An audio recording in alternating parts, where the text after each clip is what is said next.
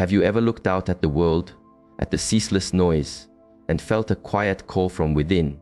A sense that amidst all the striving and all the proving, a truer, simpler way of being exists.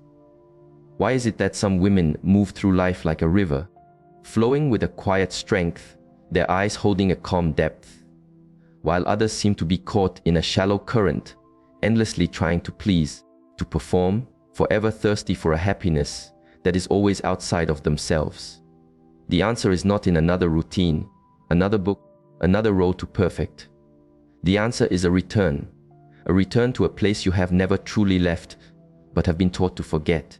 An ancient wisdom teaches that a woman's journey to her own heart is not an act of rebellion, but an act of remembering.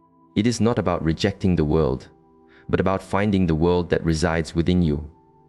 So what is the secret to this quiet, unshakable self? Today, I invite you to walk a path inward. If you have grown weary of the masks you wear, if you long to take a full breath as yourself, then this journey is for you. At the end of this path is not a new person, but the truth of who you have always been, waiting for you to come home. First is the practice of looking inward. The modern world invites your gaze outward. It presents a map, showing you where to build your life, a towering career, a flawless body, a perfect family, a landscape approved by others. But here lies a deep paradox. The more you build according to this map, the more lost you may feel. You may stand in the magnificent structure you have built and feel like a stranger in your own home. You smile, but your heart is not in the smile. This is because, as an old teaching says, he who builds his house in another's land will always be a traveler. He who returns to his own ground finds his home. Or from the earliest age, many are taught to be good guests in the world, to be pleasant, to be of use. You learn to curve your path around the needs of others.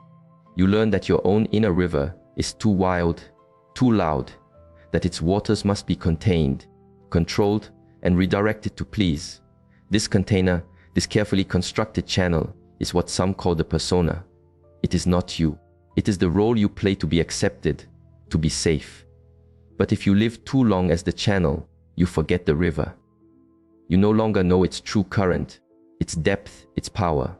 Imagine a woman standing at the peak of a mountain of achievements, praised by all.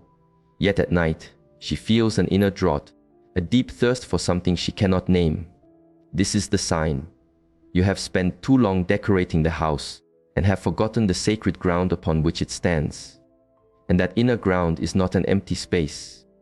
In my tradition, we see it as a wild, untamed garden. It is where you will find the parts of yourself you have been taught to call weeds: your anger, your sorrow, your fierce desire to be free. This is the shadow. It is not darkness to be feared. It is simply the rich, fertile, unploughed soil of your being. It holds the life force you were told was too much, too messy, or unlovable. You were taught to pave over this garden and build a neat, orderly life. But in doing so, you cut yourself off from your own roots. The old wisdom does not ask us to destroy the shadow. It invites us to tend to the garden. Because this wildness is not a threat to you, it is you. It is the source of your deepest strength. A woman who fears her own garden will forever feel unrooted, searching for solid ground in the world of others. But when she dares to turn her attention inward, she begins to reclaim her power. Perhaps a woman feels a sharp sting when another succeeds. She has been taught this feeling is ugly, and so she hides it, punishing herself for the weed of envy. But if she dares to sit with this feeling, to listen to it without judgment, she might hear its true voice. It is not a voice of malice, but a seed of her own unrealized potential, crying out for sun and water. It is a call to grow. When she can hold this feeling with compassion, it ceases to be a poison and becomes a medicine. There is a saying, "Oh, till you learn the name of the river that carries you, it will direct your path, and you will call it fate." How many of us feel swept by the same currents, time and again? The same relationships that bring pain, the same inability to speak our truth. This is not weakness. This is the invisible river of the unconscious, flowing through patterns we have not yet brought into the light. The journey inward does not begin with grand gestures. It begins in the quiet moments of discomfort. It begins when you hear the inner voice whisper, "I am tired. I want more than this." And for the first time, you do not turn away. The inner journey happens when you are brave enough to sit in silence and listen, to listen for the echo of your own river, the one you knew as a child before the world built its dams. Then one day, you will find yourself taking a different step, not for anyone else, but for you. You say a quiet no, and you do not explain. You walk your own way, even if the world calls you lost. You meet a fear that once paralyzed you, and you stand your ground. This is not rebellion. This is the river finding its own course again. The unshakable woman is not unshakable because her life is perfect. She is unshakable because she has learned to flow with her own truth, even when it means carving a new path. True confidence is not found in the approval of others. It comes from the quiet, profound knowing, "I am." And that is enough. The secret is there, in the quiet listening, in the most honest meeting you will ever have with yourself. When a woman turns inward, she no longer needs a savior. She becomes her own source. And from that moment, the world no longer holds the power to name her. Second is the practice of returning to the wellspring. When a woman begins this inner work, when she sits with her garden, listens to her river, acknowledges the shadow and the light, a profound shift occurs. She not only sheds what is not her, but she begins to uncover what has always been hers. Deep within the inner landscape, she finds a hidden wellspring. This is the source of a sacred, life-giving energy. It is not the image of perfection seen in the world. It is an ancient, instinctual, and wise current of life itself. The old teachings called this an archetype, a primal force that lives within the heart of all beings. It is a presence of profound creativity, wisdom, and connection. Yet, our world has often taught us to draw water from other, shallower wells. Imagine a young girl, perhaps it was you, full of wild energy, climbing, singing, speaking her mind without hesitation. That child was told, "Be quieter, be smaller, be more pleasing." The powerful, natural flow from her own wellspring was kept. It was labeled as too much, as something to be controlled. And as an adult, a woman may carry a sense of inner thirst she cannot name. She chases after beauty, success, approval. But underneath it all is a quiet memory of her own water, a whisper of, "There is something I have forgotten." This is the call of the wellspring within. No one is born disconnected from this energy. It is coded into the soul. It is the energy of the earth, receiving, nourishing, connecting, holding. It is intuition. It is simply being. But over time, the hardness of the world can cause this sacred flow to retreat. The pain of being misunderstood, the pressure to perform, the demand to be constantly doing instead of being. These create a hard, dry ground over the well. The energy does not disappear. It simply waits. In my tradition, this is seen as a separation from our own deepest nature.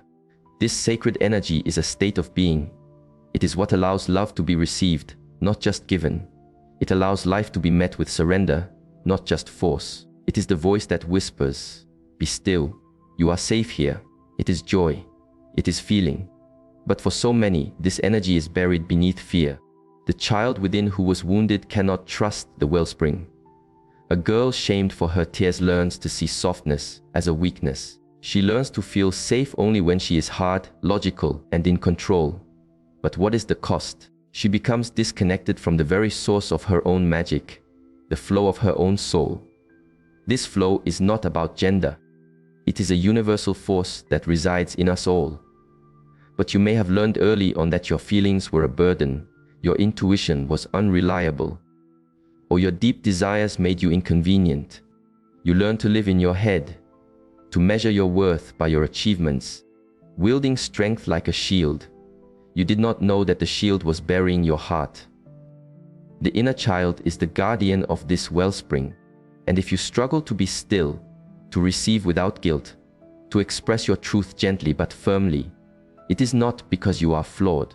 It is because a part of you is still trying to survive a world that demanded you abandon yourself.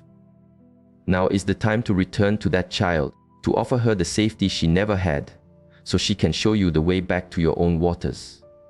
Imagine a small stream. It flows with instinct, finding its way. Then it meets a great wall of boulders, the expectations and rules of the world. The stream learns it must become smaller, sneak through cracks, and behave itself to pass. It starts to believe its own power is the problem. Your sacred energy is like that stream. You build walls around it, made of beliefs like, I am only worthy if I am useful to others. The flow from your deepest self can no longer reach the surface. To restore this flow, you must find safety within your own being. But the wounded child within you cannot feel safe enough to open. So, as an adult, you live with suspicion. You try to control everything to protect yourself. You build a fortress, not knowing it is also a prison, keeping you from your own heart. This energy does not awaken through effort. It awakens through surrender, through trust, through presence. But a woman carrying the fear of being hurt cannot surrender. She is always on guard. In that state, she drifts farther from her own source, not because she lacks it, but because she was taught that to live from it is to be in danger. When was the last time you held back what you truly felt, or chose silence over your own needs? In that moment, your stream was blocked again. The tragedy is that we call this being an adult, when it is just a pattern of survival, learned by a child who had to shrink to be safe. The path back is a spiritual task. It is a journey of reconnection. It is about sitting with the parts of yourself you have called weak or too emotional and saying, I see you. You belong here. You are me. As a woman reconnects with this wellspring, she unlocks her intuition. It is a deep knowing that cannot be explained, only felt. A quiet voice, a gut feeling. It is the language of the soul. A woman disconnected from her intuition is a traveler without a compass. She seems capable, but she has lost her own true north. When a woman begins to awaken this inner flow, the first thing she often feels is not peace, but chaos. The old walls are cracking. The old identity is dissolving. She is no longer who she was, but not yet who she will be. This is the beginning of the great journey. The journey to become whole, not by chasing an ideal, but by returning to the unique, irreplaceable truth of who she is. Third is the practice of becoming the mountain. In the wisdom of my tradition, the purpose of life is not to become the best version of yourself. The world is full of models for best. The goal is not perfection, but wholeness. This sacred journey is not about becoming better. It is about becoming yourself. This path is not about adding things to who you are. It is a practice of letting go. Peeling away all that is not you beliefs you have borrowed, roles you have learned, armor you have built. It is sitting with your shadow, your untamed garden, and welcoming it as part of your land. It is inviting your inner child out of hiding. It is bringing your true feelings into the light of your own awareness. This path is not a climb towards a glowing summit. It is a journey down to your roots. It is facing old pains, making peace with your own history, and learning to stand on the whole of your ground, the strong parts and the weak, the logical and the intuitive, the shadow and the light. Only by embracing all of it can you stop living a fragmented life, always trying to be someone else, and step into a life that is truly yours. One woman who walked this path shared, "For 30 years, I was a beautiful vase, holding the flowers others gave me. I smiled when they told me I was beautiful. But when I began my journey inward, I realized I was not the vase. I was the earth from which all flowers grow." The vase shattered, and for the first time, I felt the freedom of my own soil. This path of becoming the mountain is not easy. There will be times you feel utterly lost. The old land is gone, but the new land has not yet fully appeared. The journey requires the courage to step into your own wilderness. The voices in our heads are often not our own. They are the echoes of our parents, of society, of old fears. The woman on this path learns to sit in silence and distinguish the echoes from her own true voice. And here is the greatest challenge. The world may not understand. When you change, you disturb the landscape for others. And not everyone is ready for the ground to shift. a woman who begins to speak her truth, to draw boundaries where there were none. To stop pouring her energy into pleasing everyone is not becoming unkind. She is simply becoming real. But this can make others feel uncomfortable. They may ask, "Why are you so different?" What they are often asking is, "Why can you no longer be controlled by my expectations of you?" One woman shared this story. Since childhood, she was the bridge in her family, carrying everyone's feelings across the turbulent waters. But when her own shores began to crumble from exhaustion, she stopped. She set a boundary. She stopped being the bridge for emotions that were not hers. Her family called her selfish, cold, ungrateful, but deep within her, in the stillness, she knew. For the first time, she was standing on her own ground. And that, despite the pain, was freedom. These are sacred moments of meeting the self, not to conquer, but to understand. As a woman stands on her own ground, she begins to rebuild her inner world, her values, her relationships, her boundaries. She chooses her steps with intention, not from reflex. Each choice is a stone placed in the foundation of her true self, a self she is building from the inside out. You may be on this path right now, feeling confused, making choices no one else can see the logic in, standing between two worlds. This is not a sign that you are lost. This is a sign that the mountain is forming. It is why so few walk this path to its depths. It requires stillness. It requires letting go of who you thought you were. It requires the courage to stand alone in a room full of people and stay connected to your own core. But that very solitude is where true strength is forged. Loneliness does not come from being alone.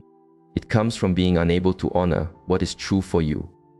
This path allows you to speak your own truth, even if only to yourself. As a woman journeys deeper, her eyes change. Things that once seemed solid, reputations, relationships, roles, may fall away, and she does not fear it, because she is no longer defined by them. Her worth is not in what she holds, but in the ground she stands upon. She builds a new value system, where loyalty to her own soul becomes her true north. This freedom is not a wild, reckless thing. It is a deep, quiet freedom. The freedom of a mountain that does not fear the storm, because it knows its own vastness.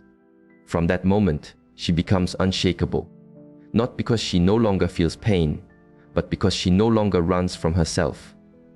This is the end of living by a script. It is the beginning of your true life, not a copy, not an ideal, but a life you author with each conscious breath. Finally, we arrive at the source of true power. As a woman walks this path, as she becomes the mountain, she uncovers a profound secret. True strength is not in being flawless. It is in being whole. Lasting confidence is not armor you put on. It is the ground you stand upon. It can only be found when you dare to live as an undivided being. Too many have been taught to chase the image of the ideal woman. It is a ghost, a formula, a beautiful cage. The more you run toward it, the further you move from your own heart. Wholeness is different. It does not ask you to be anything other than what you are in this moment, whether that is tired or angry or full of a joy you cannot explain. In my tradition, this is the great practice of integration, of calling all the lost parts of yourself home. No more pretending, no more hiding your fears, no more saying, "I'm fine," when your soul is weeping. As a great teacher said, wholeness is not achieved by cutting off a portion of one's being, but by integration of the contraries. You cannot become whole by exiling the parts of yourself you do not like. You only become whole by embracing them. The more a woman denies her anger or her fear, the more these energies control her from the shadows. But when she has the courage to sit with them, to give them a space within her heart, she is no longer divided. She is whole. Wholeness includes a deep return to the body, not as a project to be fixed, but as a sacred vessel. Women are taught their bodies must meet external standards. In the struggle to make their bodies right, they lose connection to them. They lose the wisdom held in their very cells. They exercise out of self-hatred. They diet out of fear. But have you ever asked, if my body was my most cherished friend, how would I treat it? When you listen to its need for rest, for joyful movement, for nourishment that makes you feel alive. When you inhabit your body to be more yourself, not more beautiful for others, you begin to stand with confidence in your own skin. Wholeness learns to sit with emotions, like a mountain sits with the changing weather. A strong woman is not one who never weeps. She is one who can allow her tears to flow without shame. She knows that every feeling is a current in the great river of her being, and that river is her power. When a woman begins to live from this place of wholeness, the world changes around her. She no longer needs to perform. Her presence is enough. She does not need to do anything to earn love, because she has already given it to herself, fully and without condition. And this energy, the energy of someone who is at peace with herself, is magnetic. This does not mean a life without challenges. It means she no longer fears the weather because she knows she is the mountain. She is no longer at war with herself, and so the world's opinions no longer have the power to sway her. She knows that if someone leaves because she is being authentic, they were not meant for her journey. And if someone stays, it is because they have the courage to love all of her, the light and the shadow. This gives her the ability to hold herself in her most vulnerable moments. No more waiting to be rescued. No more looking for something outside to fill an inner void. She learns to be present with her own pain, without judgment.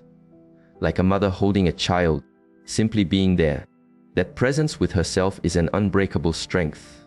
Life is not a set of simple choices, right or wrong, strong or weak. It is the presence of all these things at once. A whole woman does not choose. She embraces. She holds the paradox. And in that embrace, she finds her freedom. When she steps out of the cage of perfection and into the wild landscape of her own wholeness, something remarkable happens. She no longer sees the world as a place to perform, but as a space to connect. Her journey does not end with herself. It becomes a doorway for others. This is the power of authentic connection. When one tree in a forest puts down deep roots, it strengthens the entire network beneath the soil. When one woman finds her way home to herself, she sends a quiet signal to all the women who came before her, to the unspoken dreams of her mother and grandmother. She breaks a chain of silent suffering, not just for herself, but for those who will come after her. Your authentic presence is a quiet invitation to others. You can be yourself too.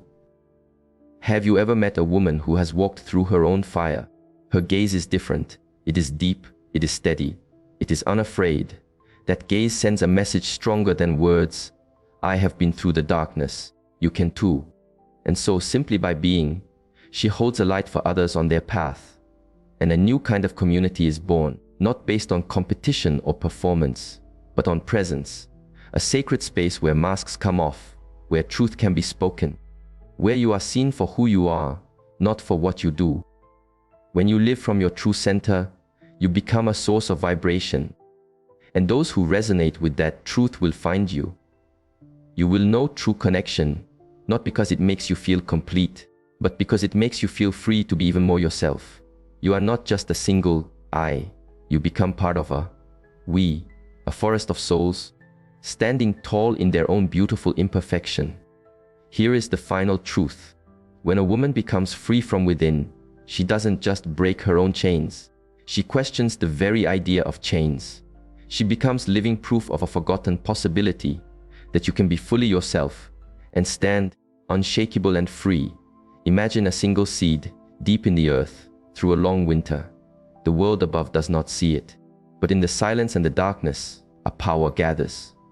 It cracks its own shell, not to please the sun, but to answer the call of its own life. A woman on the journey home is that seed. Each time she honors a part of herself she once abandoned, she cracks open a little more. Each time she dares to say, "This is me," a root goes deeper. Wholeness does not come from reaching for the light. It comes from the courage to be with yourself in the dark. The silence of a woman who has stopped trying to be someone else is the most powerful sound in the world. So, if you are in a time when the old world is crumbling and the new one is not yet clear, do not be afraid. This is not the end. It is the sound of the seed cracking open. and a seed only cracks when it is ready to become what was always meant to be. This path does not promise a life without storms, but it promises something far more profound. You will no longer have to abandon yourself to survive them. You will live deeply, authentically, freely. Thank you for walking this path with me today. If these words found a home in you, I invite you to subscribe so that this wisdom may find you again at the exact moment you need it.